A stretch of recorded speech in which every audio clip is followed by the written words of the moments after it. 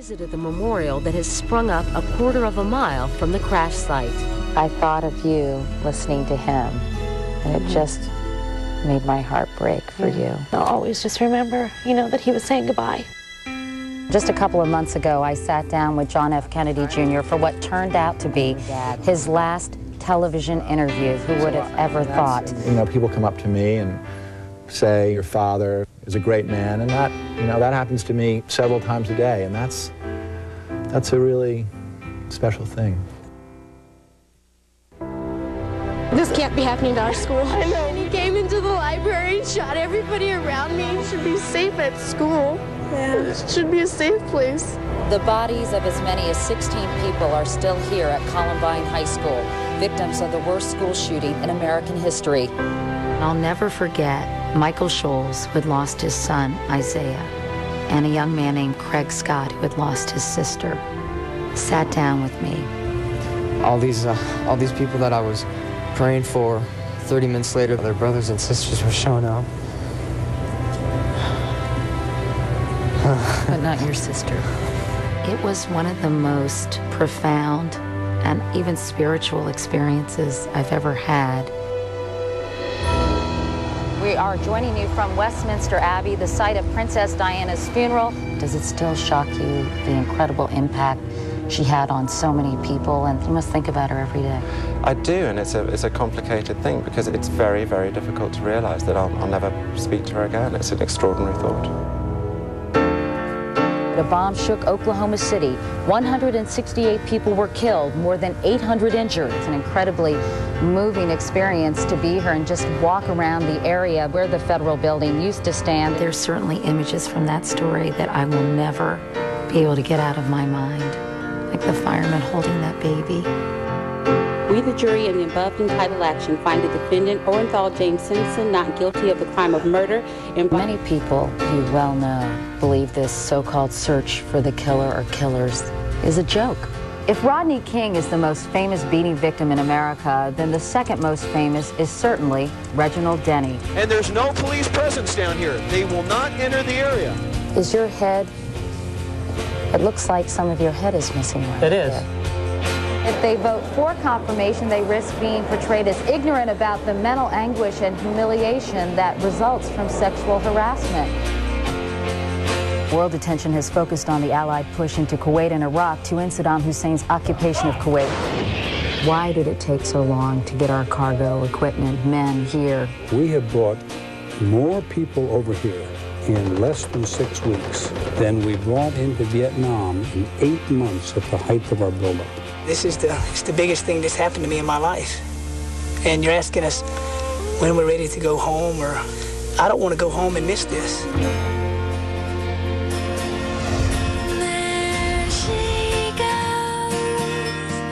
There she goes again, racing through my brain. There are days I watch what she does on the air and I think I couldn't do that. And I don't know that many people could.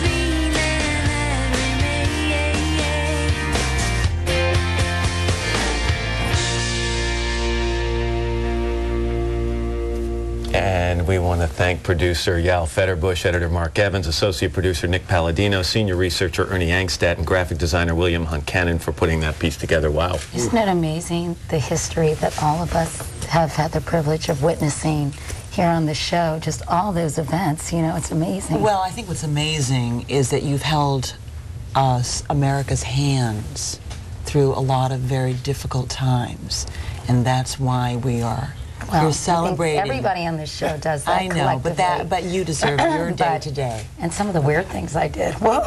Yeah, well, we could do a whole 3-hour show on that. And in fact, we're going to. And you'll be glad. So thank much you, more Nina, of our celebration. I'm using that but first, this is Today on NBC. She used some of it. Yeah, I know.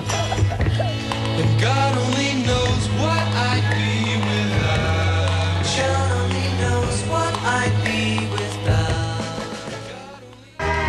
7:30 now on a Wednesday morning. It's the 31st day of May, 2006, and not an ordinary Wednesday. It's also Katie's last day here on Today, and some people have come outside and wanted to hold some signs and wish her well. Some of these people started lining up 15 years ago. Just hoping this day would come. Just hoping to get a seat. Anyway, we've got a big crowd outside, and we're going to get outside and say hi to some of those people in just a couple of minutes. Meanwhile, inside Studio 1A, I'm Matt Lauer, along with the guest of honor this morning, Katie Couric. This is fun because you're doing all the work today. You know what I was thinking yesterday for some reason? You know, over the 10 years we've sat next to each other, you know how many notes we've written each other? Yes, on scripts? that we'd get in a lot of trouble if people saw. Can you imagine if I had said, you know, Katie, I've saved every one of them. and I put them in a book. And I'm selling them. It would be the last day either of us worked in this business, but it's one of the things I like to remember. Anyway, in just a moment, 6 people I know had a very big impact on Katie during her time here. They're pretty much ordinary people leading fairly normal lives until a big event changed them forever, and we're going to hear from them in just a couple of minutes, plus a special performance from Martina McBride and Trisha Yearwood, and later Tony Bennett. Not a bad lineup. I know, and Martina. Exactly right. McBride as well, so. But first, let's head outside. Mr. Roker has a check of today's weather. Today's weather is brought to you by The Devil Wears Prada, starring Meryl Streep and Anne Hathaway. June 30th, only in theaters. A beautiful morning out here, and nice sentiments for Katie. Where are you guys from? New Jersey and New York City. All right, you came a long way to get here. At 4:30 in the morning. All right, you got good seats. Okay, no more coffee with Katie. I like that. All right, well, we'll give you her address and you can show up. Anyway, let's check it out, show you what's going on. Another hot one. Syracuse today, 91. Cleveland, hello, Cleveland, 89. Nashville, 93. Norfolk, Virginia, 91 degrees. Rest of the country, you can see the heat is on in the southwest. 80s, 90s, 100s through the Gulf Coast. 70s and 80s in the Pacific Northwest. That's what's going on around the country. Here's what's happening in your neck of the woods. All right, we've got another steamer here with 70 degrees and high humidity, 78%. More importantly, look at the dew point, which is 63 degrees. So it is feeling very uncomfortable again. 60s and 70s heading out that door. Mansfield, you're at 70 degrees. So is Ashtabula, mid-60s in Akron. And we've got partly sunny skies, sort of a hazy sunshine, and I think the possibility of some thunderstorms later today. 88 the high. Some storms could become strong or severe. Weather, Matt. All right, Al, thank you very much. You know, Katie, during our time here together, we've had the privilege, I guess you have to say, to interview a lot of ordinary people who've shown extraordinary courage. And there have been a handful who I know stood out in your mind, and we decided to revisit those people and give them a chance to tell you what you've meant to them.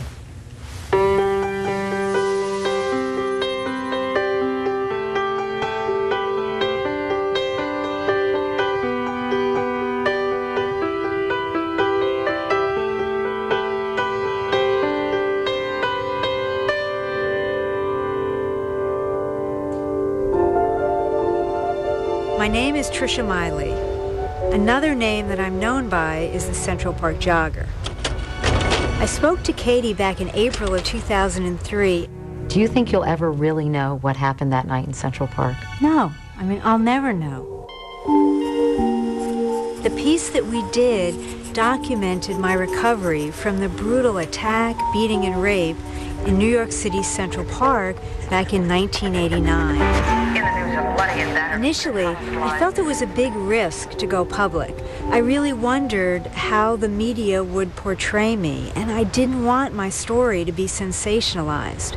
Yes, I can come back here. When Katie and I went back to the place in the park where I'd first been attacked, I became more and more comfortable, and you know, I actually showed Katie the scars on my head, and I actually had her, you know, touch my scalp so she could get a better sense of what had happened. It's been a healing The effect of the piece I did with Katie was made so clear to me the very next morning. I was stepping out of a cab, and a woman tapped me on the shoulder and told me that she had seen the piece. And then tears welled up in her eyes, and she told me that she had a brother who had a head injury. And she said seeing me filled her with so much hope, and that she was going to go and tell him about me. I'd love to say directly to Katie, thank you for seeing me as a survivor and helping me to heal.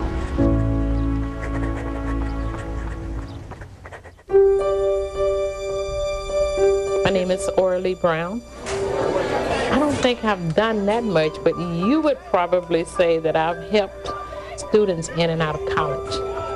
Let me take a class of kids and follow them. And I say, give me the class that you don't think will make it out of elementary school. That's the class. So if they're all together working on the same goal, I felt that we had a really, really, really good chance to make it, and we did. That's what I'm here for. If you got a problem, I got a problem. The problem was trying to get these kids through high school. 1999, 19 of the 23 students went on to college. And college is hard, but it's fun. They had called me to come to New York. During the interview, Katie said to her audience, I want all of you guys to send Miss Brown $1. And you know what we received? $33,600. The nicest lady in the world. Katie was so sincere. For more information about how you can contribute. Every 4 years, a group of my kids graduate and go on to college, and every 4 years, I pick up another first grade class. God bless me. He really did. And so I have an obligation, as long as I live, to try to make some boy and some girl's life a little bit easier than mine. And that's all I work for. I work to make sure that they can go to college. My baby.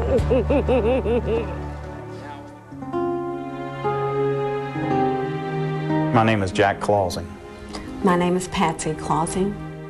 My son Mitchell was diagnosed with brain cancer, and we were flying to New York to Sloan Kettering for treatment.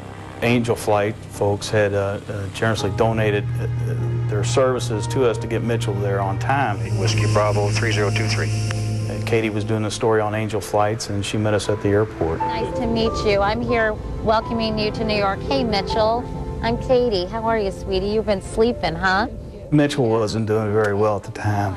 His brain had swollen, so he wasn't very cognizant of what was going on around him. Does he get a little sick from flying, or just the medicine? Just the medicine. The medicine, yeah. She was very nice to me. She was very wonderful for Mitchell.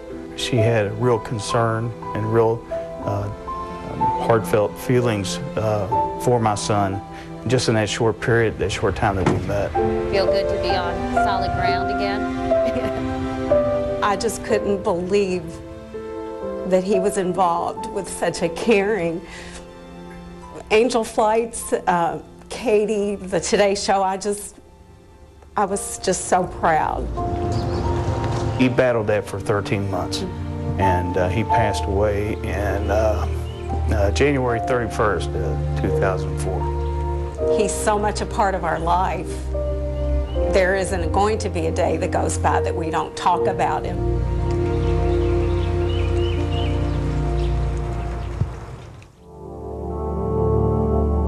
My name is Lauren Manning, and I am a 9/11 World Trade Center survivor. I was severely burned on that day.